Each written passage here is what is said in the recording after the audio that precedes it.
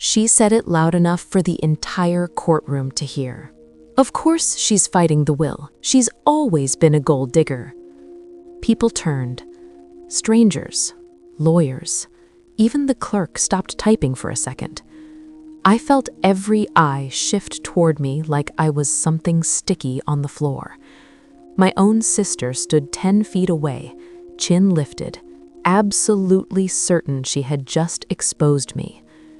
What she didn't know was that the asset report had already been submitted, and it wasn't in her favor. If you've ever been labeled something ugly by someone who should have defended you, stay with me. And if this story feels close to home, tell me where you're listening from. I read those comments more than you think. My name is Elena Morales. I'm 32 years old, and I have never asked anyone for money. That's important, because the word gold digger carries weight. It paints a picture of a woman who schemes, who attaches herself to wealth like it's oxygen. I built my own oxygen. I grew up in a 2-bedroom apartment over my father's hardware store. My sister, Marisa, and I shared a room until we were 19. We slept in twin beds pushed so close together, our arms touched if we rolled over. Marisa hated it. She hated the cramped closet, the peeling wallpaper, the fact that our friends had houses with staircases and backyards. I didn't love it either, but I didn't resent it. When Dad died last year, he left behind more than we expected. The hardware store property had appreciated. There were investment accounts we didn't know about, a life insurance policy. Not millions, but enough. Enough to shift tone, enough to change how people behaved. Marisa moved quickly after the funeral. She handled most of the paperwork. She insisted she was better with legal things. I let her. Grief makes you passive. It makes you grateful when someone else takes control. 3 months later, she sent me a draft of the estate distribution. The hardware store building would be sold. She would receive 60%. I would receive 40%. There were debts, she said. I covered a lot of Dad's expenses over the years. That wasn't true. I had bank statements showing I transferred money monthly after Mom died. I paid part of the utilities. I covered Dad's medications during his last year. But Marisa always told the story louder. When we were kids, she once told our cousins I quit the school play because I was afraid of stage lights. I hadn't quit. I had a fever. But the story stuck. Elena doesn't like attention, they'd tease. Sometimes, if someone says something about you often enough, people stop checking the facts. I asked to see the full asset breakdown. She hesitated. Don't you trust me? That question traps you. Trust isn't the absence of transparency. It's the result of it. I just want clarity, I said. She sent partial documents, redacted pages, summary numbers without supporting statements. Something felt off, so I hired an estate attorney, quietly, not to attack her, just to understand. That's when we discovered a separate brokerage account listed under Dad's name with Marisa as co-signer, opened 2 years before he died, funded significantly. I had never heard of it. When my lawyer requested complete disclosure, Marisa accused me of escalating unnecessarily. You're already getting 40%. What more do you want? Accuracy. That's what I wanted. The hearing today was supposed to finalize distribution. I wore a navy suit. Simple, structured, not flashy, not the outfit of a gold digger. But apparently, Marisa didn't need evidence. She needed narrative. And when she said it, she's always been a gold digger. I saw something in her eyes. Fear. Not hatred. Fear that numbers were about to surface. The judge adjusted his glasses. Ms. Morales, he said evenly, do you have documentation supporting your objection? My lawyer stood. Yes, Your Honor. Marisa's confidence flickered. Just slightly. Because she believed I was reacting emotionally. She didn't expect documentation. She didn't expect the asset report that detailed the brokerage account transfers, the withdrawals, the timeline. She especially didn't expect the email trail. 2 months before Dad passed, she emailed the brokerage firm asking how to streamline beneficiary structure. I hadn't known. Not then. But I knew now. When the clerk began distributing copies of the full asset report, the room grew quieter. Paper sliding across polished wood makes a distinct sound in a courtroom. It sounds official, permanent. Marissa's attorney leaned toward her, whispering quickly. Her jaw tightened. She flipped pages faster than necessary. I didn't feel victorious. I felt steady, because this wasn't about money. It was about not letting someone rewrite who I am for strategic advantage. "You're unbelievable," she hissed under her breath. I met her eyes calmly. "No," I said softly. "I'm prepared." And in that moment, I realized something. Being called a gold digger wasn't about the estate. It was about discrediting me before the numbers spoke. If she painted me as greedy, then any objection looked selfish. If she painted herself as protective, then hidden accounts looked responsible. Narrative first, facts later. But facts were here now, and they were louder than she anticipated. The judge adjusted another page, and the temperature in that room shifted. The judge didn't raise his voice. He didn't scold anyone. He simply read. And there's something about a calm voice reading hard numbers that feels more devastating than shouting ever could. Brokerage account ending in 7842. Opened March 14th. Co-signer listed as Marissa Morales. The words floated across the room like fine dust, settling slowly. Marissa sat straighter. Her chin stayed lifted, but I could see the pulse beating in her neck. My lawyer didn't look at her. He looked at the judge. "Your Honor, these transfers occurred during a period when the decedent's cognitive decline was medically documented." The phrase hung there. Cognitive decline. Marissa's attorney shifted. "That is speculative." "It is medical record supported," my lawyer replied evenly. The judge held up a hand. Silence. I didn't feel smug. I felt strangely calm, because the story was correcting itself in real time.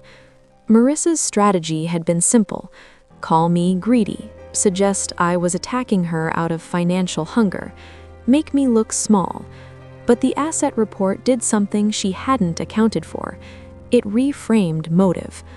"Ms. Morales," the judge said, looking at my sister, "why was this account not included in your initial disclosure?" Marissa swallowed. "It was informal support. Dad wanted me to manage certain funds." "Was your sister informed?" "No, but nothing," the judge said quietly. That's when I felt it. Not victory, validation. I thought back to childhood again. When I was 14, I saved for 6 months to buy a used laptop. I cleaned neighbors' garages, babysat, skipped movies with friends. When I finally bought it, Marissa laughed. "You're obsessed with security." Maybe I was, because security was never guaranteed in our house. Dad was generous, but inconsistent. He trusted easily, especially with Marissa. She had charisma. I had spreadsheets. The judge continued reading through the transaction timeline. Withdrawals labeled as property maintenance, medical reimbursement, emergency fund.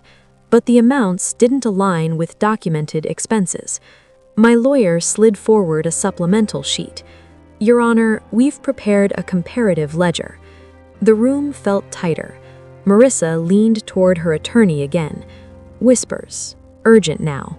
"You went behind my back," she hissed across the aisle. "I asked for transparency," I replied quietly. "You hired a lawyer." "Yes." "You're unbelievable." There it was again, that phrase she used when she felt cornered.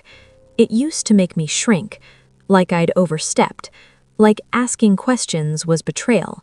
But sitting there in that courtroom, I realized something important.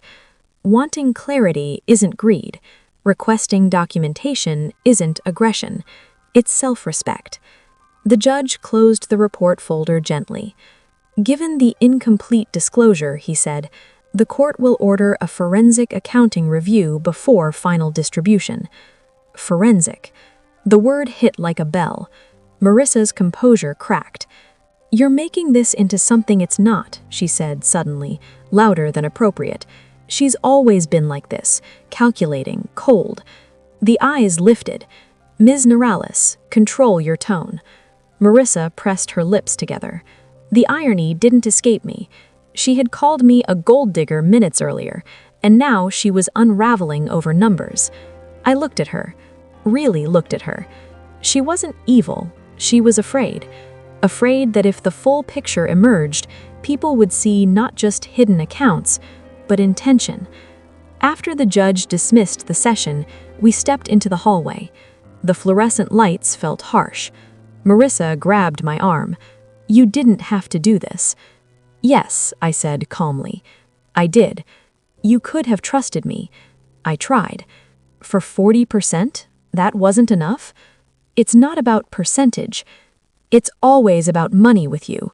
The accusation was reflexive, like she needed to repeat it again until it felt true again. A small group of people walked past us, watching, judging. Public humiliation has a way of tightening your throat, but I didn't raise my voice. "You're the one who hid the account," I said quietly. "I was protecting Dad." "From what?" She didn't answer. Instead, she shook her head. "You always needed proof. You never just believed."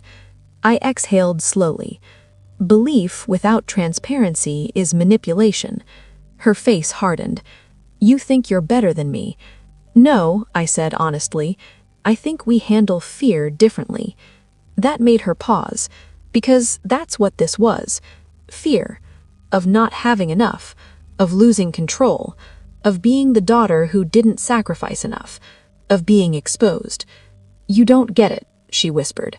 "Then explain it." But she couldn't, because explanations require vulnerability, and vulnerability wasn't something we were taught well. She walked away without another word. I stood there in the hallway, watching her leave, and for the first time since Dad passed, I felt something clear. This wasn't about inheritance. It was about identity. She needed me to be the greedy sister so she could be the responsible one.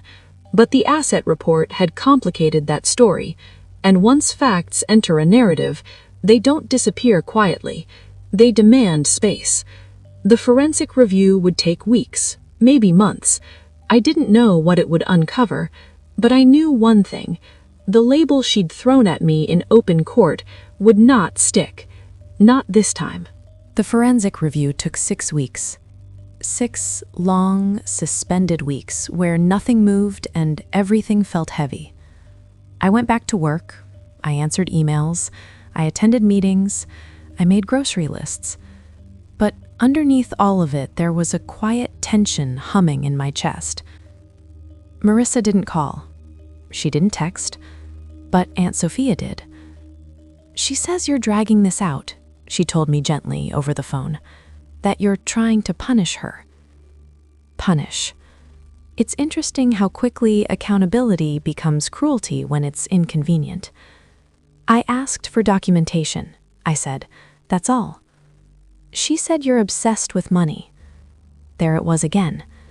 The word gold digger had evolved into something softer but just as sharp. Obsessed. Greedy. Calculating. I hung up and sat on my couch for a long time afterward. Not because I doubted the numbers, but because I hated being framed. It makes you feel like you're defending something invisible. I thought about when we were kids and Dad would bring home 2 identical candy bars.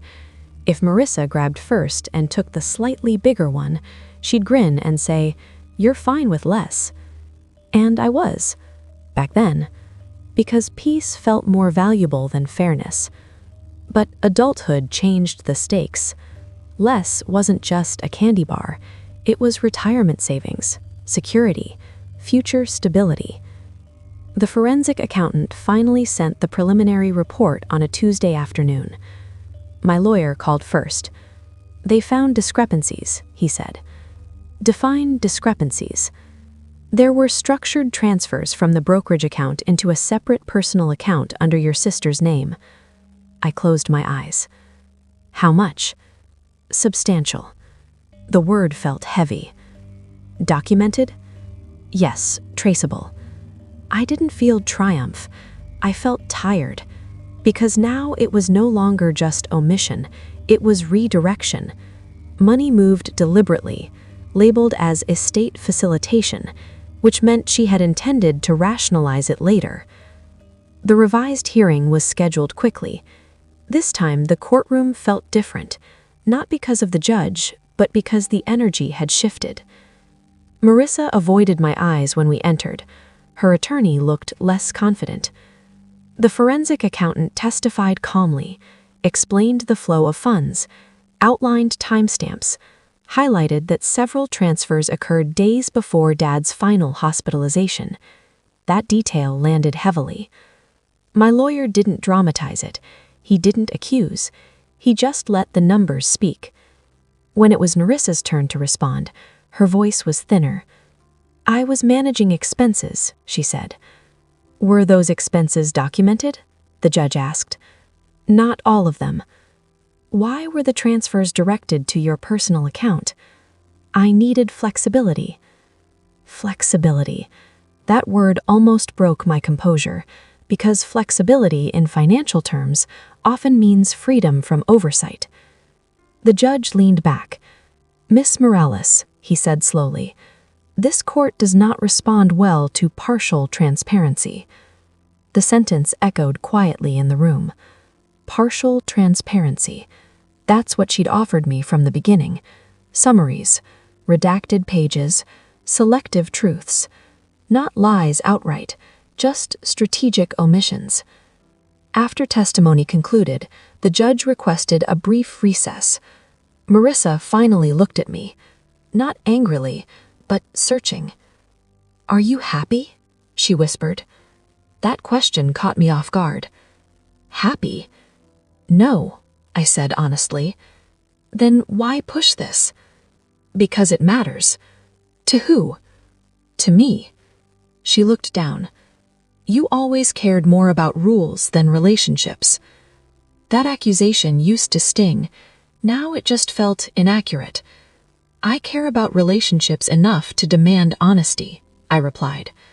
She shook her head slightly. You think I'm a thief. I think you made choices out of fear. Her eyes flickered. You don't know what it's like to feel behind, she said quietly. That surprised me. Behind what? You, she admitted, barely audible.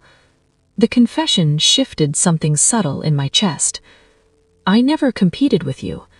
You didn't have to. Dad trusted you with structure. He trusted me with emotion. And when things got real, structure wins. I hadn't seen it that way. Maybe she believed she deserved compensation for being the emotional daughter, for carrying conversations, for absorbing Dad's vulnerability. Grief doesn't split evenly, but neither do assets without documentation. The judge returned.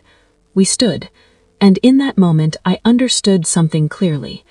This wasn't about destroying my sister. It was about protecting my future. There's a difference.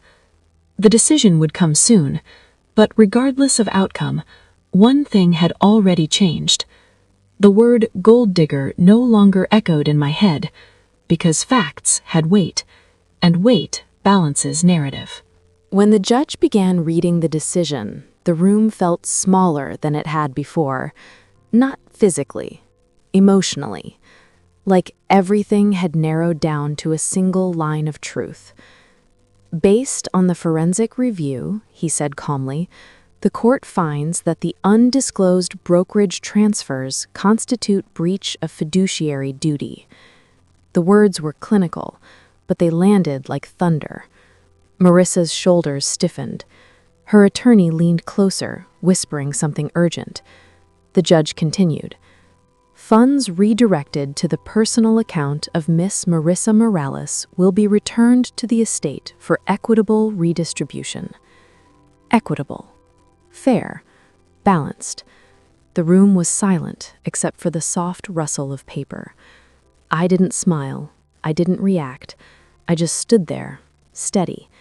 Because this wasn't about humiliation. It was about correction. Marissa stared straight ahead. Her face wasn't angry. It was exposed. And exposure is a kind of vulnerability no one prepares you for. After the judge finished, he looked at both of us. This court encourages reconciliation, he said, but reconciliation requires transparency. Transparency. The word felt heavier now. As we stepped into the hallway again, there was no crowd watching, no dramatic stares, just fluorescent lights and distant footsteps. Marissa didn't walk away this time. She stood still. "You really think I did this to steal from you?" she asked quietly. I took a breath. "I think you convinced yourself it was justified." She looked at the floor. I was scared. "I know." "You don't," she said, but there was no heat in it. "I was watching Dad fade," she continued, "and every time he asked you about bills or paperwork, I felt invisible." That confession caught me off guard. Invisible? "He trusted you with structure," she said. "He trusted me with stories." Her voice trembled slightly. "When he opened that brokerage account, he told me it was for emergencies, that I should handle it, that I was stronger with people." "And you believed that meant autonomy?" I said softly. "I believed it meant trust." There it was. Trust interpreted differently. "I never told me," I said. "I know. And that's the problem. Because silence between siblings grows into assumption.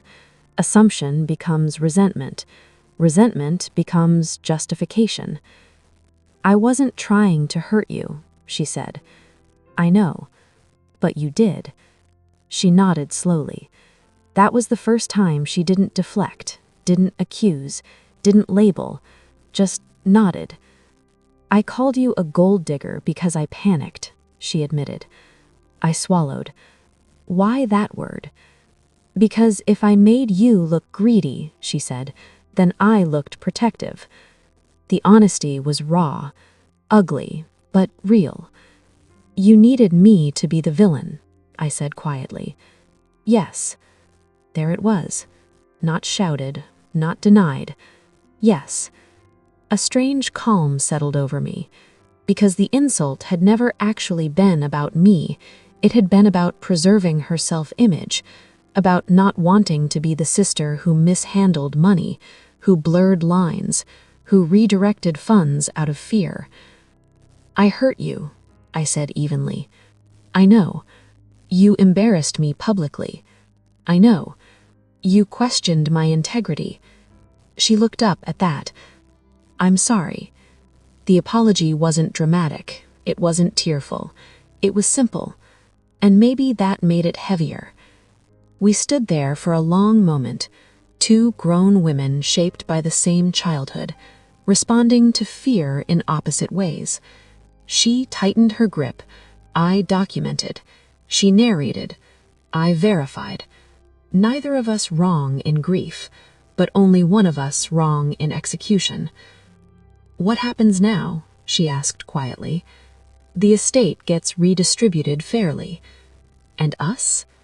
That question held more weight than the judge's ruling. "I don't know," I admitted, "because forgiveness isn't automatic, and trust isn't restored by court order. But something had shifted, not in the numbers, in the air between us. She didn't look defensive anymore. She looked human, imperfect, flawed, and finally, honest." The final distribution took another month. Paperwork, adjustments, transfers. The money eventually landed in my account quietly. No fanfare, no announcement. Just a notification from my bank on a Thursday afternoon while I was sitting at my kitchen table. I stared at the number for a long time, not because it was life-changing, but because of what it represented. Validation, not of greed, of integrity. Marissa didn't fight the ruling. She signed the revised documents without comment. That, more than anything, told me she was done defending the narrative. 2 weeks later, she asked if we could meet. Neutral ground, a small cafe near the old hardware store, the one Dad used to stop at every Saturday morning. When she walked in, she looked tired, not defeated, just worn. "I've been thinking," she said after we sat down. "That's usually dangerous," I replied gently. She almost smiled. "I built this idea in my head," she continued, "that you always had more than me, more control, more stability, more worth." The last word caught in her throat. "I never measured worth that way," I said quietly. "I did." She looked at her coffee instead of me. "When Dad trusted you with bills, it felt like he trusted you with adulthood. And when he trusted me with conversations, it felt temporary." I understood something then. She hadn't redirected funds because she wanted luxury. She had redirected them because she wanted proof she mattered in tangible ways. But insecurity doesn't justify secrecy. "It still wasn't yours alone," I said gently. "I know. And calling me a gold digger—" "I know," she interrupted softly. "That was cruel." We sat in silence for a moment, not hostile, just reflective. "I don't need you to punish yourself," I said gently. "I need you to understand why I couldn't stay quiet." She nodded. "I do now. The truth is, I never wanted to win. I wanted fairness. There's a difference. Winning is about ego. Fairness is about balance. And balance is what we never learned growing up. We learned survival. We learned performance. We learned to compete subtly for validation. But we never learned how to grieve without comparison. After that meeting, things didn't magically reset. We didn't become best friends. We didn't erase the hearing. Trust rebuilds slowly, with consistency, with small acts of transparency. She sends me copies of shared documents now, even when she doesn't have to. I appreciate that, not because I doubt her constantly, but because openness repairs what secrecy fractures. The word gold digger no longer stings, because I understand where it came from: fear, projection, shame. But I also understand something else. If I had stayed quiet, if I had accepted the 40% without question, if I had allowed her to define my objection as greed, I would have betrayed myself, and self-betrayal lingers longer than public insult.